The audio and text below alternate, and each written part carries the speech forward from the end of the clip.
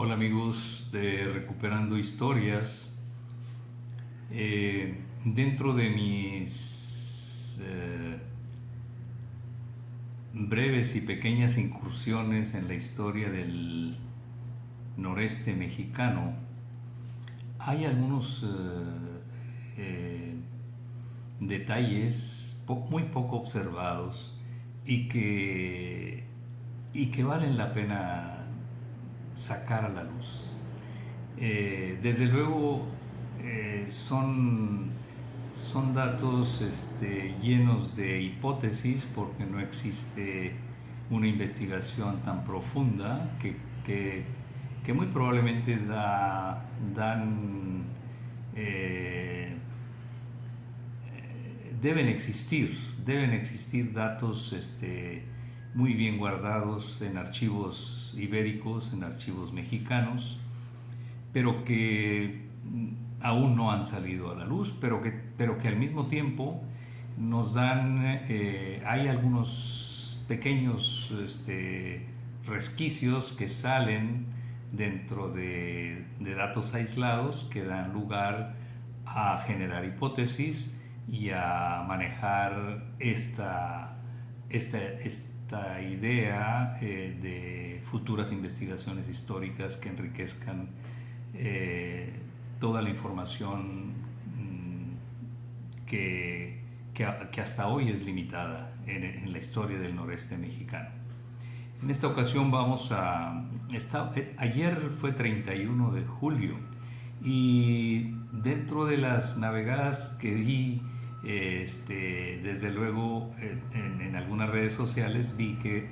que era el día de celebraciones dentro del santoral católico y lo dedican a Ignacio de Loyola o Íñigo de Loyola, este hombre que revolucionó la Iglesia Católica y que fue fundador de una de las órdenes más controvertidas, que es la de los jesuitas, que tradicionalmente han tenido una participación muy valiosa en el campo de la educación y que tiene un historial cargado de controversias, expulsiones, de contrariedades contra las monarquías y los gobiernos de su tiempo, de mucha resistencia dentro de la misma Iglesia Católica, etcétera, etcétera. Tal vez es la última orden instituida en la Iglesia Católica con esa fuerza tan enorme que sigue teniendo en el campo político y en el campo espiritual y en el campo educativo. Así es que independientemente de la fe que uno profese, es innegable la importancia de esta orden católica y cómo ha generado evolución y renovación dentro del mismo catolicismo. El actual papa entiendo que es de origen jesuita, así es que, bueno, pues estos datos son al margen de lo que voy a intentar platicar en esta ocasión. Dentro de la historia del noreste novohispano, o el actual noreste mexicano y sureste tejano, aquí de manera muy local, pues platicamos y observamos algunos datos importantes para esta región históricamente y que por siglos se mantuvieron de alguna manera al margen de la historia mexicana. Y bueno, intento de manera muy modesta incorporar estos datos locales y darles algún tipo de relevancia para que entendamos sociológicamente cómo es la conducta de la población mexicana que está en este rincón de la geografía nacional. Y bueno, pues dentro de estos datos, en este canal hemos hablado en repetidos videos sobre algunos geniarcas. Y una de estas geniarcas, tal vez la que más hemos tocado, es el matrimonio, bueno, es Juana de Treviño y Quintanilla, casada con Marcos Alonso Garza Falcón, que sigue sonando redundante hablar y hablar sobre ellos, pero que es un matrimonio emblemático de lo que posteriormente llegó a ser esta región y que representan muy bien una buena parte de la mezcla ideológica, de la mezcla religiosa y de la mezcla étnica inclusive, que dio origen a esta parte de México, que nos dio origen a los que actualmente vivimos aquí en esta parte de México y que nuestros antepasados llegaron desde finales del siglo XVI. Pues Juana de Treviño, que ya adoptó ese apellido desde su abuelo, antes de que salieran de la península ibérica, y su padre, desde luego, y ella, que ya alcanzó a nacer en la Ciudad de México y que después se casa con Marcos Alonso Garza Falcón, que ya hemos platicado sobre estas grandes historias cargadas de mucha información, con fuentes inquisitoriales, con fuentes cortesanas ibéricas. Juana de Treviño pues era de una región de Castilla la Vieja, en el viejo reino castellano, y este punto de la geografía ibérica, que está muy cercano a Burgos, a otras poblaciones que actualmente ya son muy pequeñas, como Amusco, pero que fueron relevantes en su momento, a la parte alavesa, donde está el condado de Treviño, o a la parte riojana, donde está Nájera, que fue capital del viejo reino de Navarra, alternando con Pamplona. Bueno, en toda esta geografía, que está no tan lejos unos puntos de los otros, se desarrolla la familia o la casa de los Treviño, que realmente corresponde a los Manrique de Lara. Y los Manrique de Lara pues ya tienen también toda una historia. Tal vez nosotros como mexicanos la desconocemos porque están muy lejanos, pero de esa casa de Manrique de Lara viene Juana de Treviño. Y ayer, repito, 31 de julio, viendo que ese día se dedicaba a San Ignacio de Loyola, me llamó la atención y vi, o escuché más bien, un breve video y vi el dato de los Manrique de Lara, concretamente de Antonio Manrique de Lara, segundo duque de Nájera y tercer conde de Treviño y onceavo señor de Amusco. Bueno, claro que estos datos yo ya los tengo en otros videos por otras razones, pero me llamó la atención. Luego traté de ahondar más o menos en la biografía de San Ignacio de Loyola y ya vi que en su juventud, aunque él era guipuzcoano o de la región vasca, su familia lo encomienda o lo pone o lo acerca a este duque de Nájera, que era Antonio Manrique de Lara, y ahí empieza San Ignacio de Loyola su carrera militar. No es el caso en este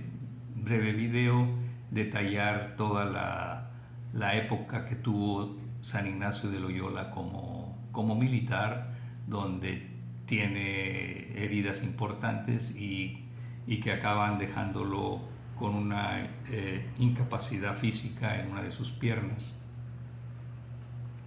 y que le duró todo el resto de su vida. Posteriormente,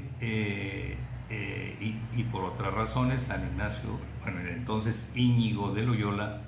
empieza a acercarse a la parte intelectual, empieza a tener lecturas importantes y empieza a transformarse su vida. Y luego, pues es una biografía muy rica, muy intensa. Su preparación académica la empieza ya después de los 30 años. Como militar, pues no era tan importante esa incursión en las letras y en la preparación académica, pero ya una vez que él queda imposibilitado físicamente y tiene esa transformación de ideas, se acerca a la academia y se acerca todo indica que se acerca con una intensidad más allá de lo común. Destaca en todo eso, aunado a su espiritualidad, que empieza a tener también un grado de intensidad importante. Sale de España porque tiene sus grandes críticas y diferencias por su nivel intenso espiritual y de ideas, y se va a París, está en Francia, allá forma un grupo de más personas con ideas similares, y bueno, es una biografía que es abundantísima, no es la idea, ni estoy yo preparado para profundizar en el tema, pero sí quiero dejar como inquietud, como es la intención en casi todos los videos que integran este canal, la inquietud de datos históricos muy poco observados y que son mucho más poco observados aquí en México y en el noreste mexicano. Pues esta geniarca, Juana de Treviño, cuyo padre y abuelo, les decía al principio de este video, ya adoptan de manera definitiva el apellido Treviño, realmente eran descendientes directos de los Manrique de Lara. Aquí la gran hipótesis, la gran incógnita que hay que intentar estudiar, investigar, analizar es si fueron contemporáneos estos antepasados inmediatos de Juana y vivieron en el mismo lugar a donde vivió el futuro San Ignacio de Loyola, y que en ese momento desarrollaba actividades militares y que tenía cercanía con la misma familia de los Manrique de Lara, cercanía muy historiada, muy documentada.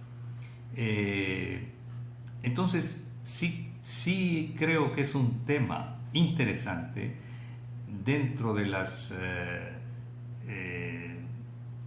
dentro de los datos así de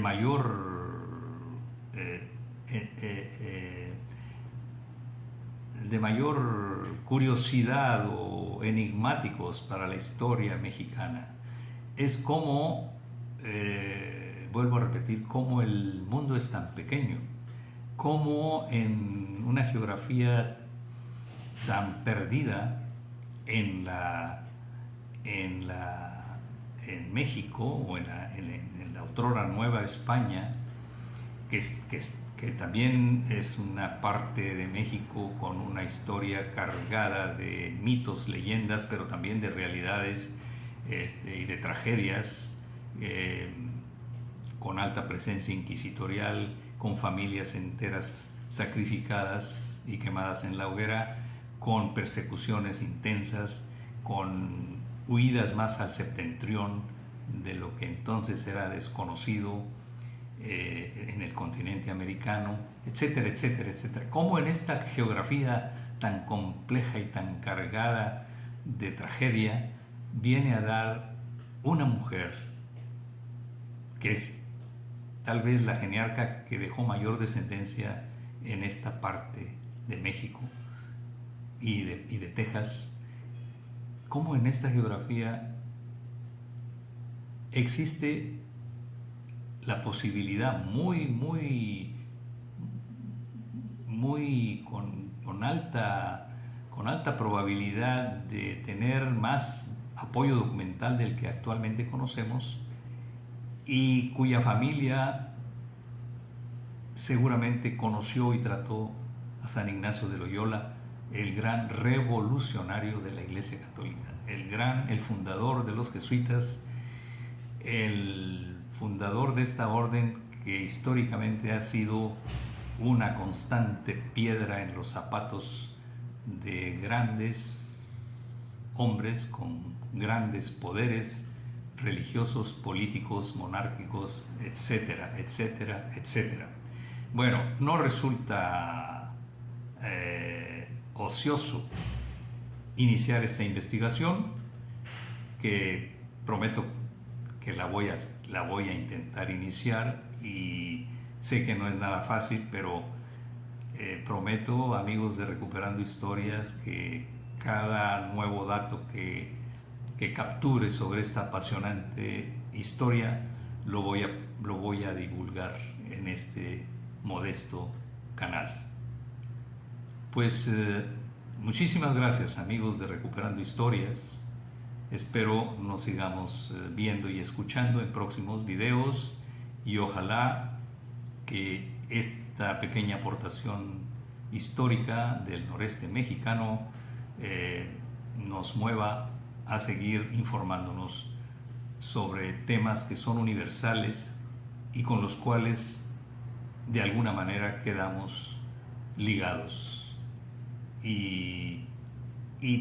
que nos ayude a entender buena parte de la psicología y de la sociología de todos estos grupos humanos que habitamos en esta parte del mundo desde finales del siglo XVI. Pues hasta pronto, y nos seguimos escuchando.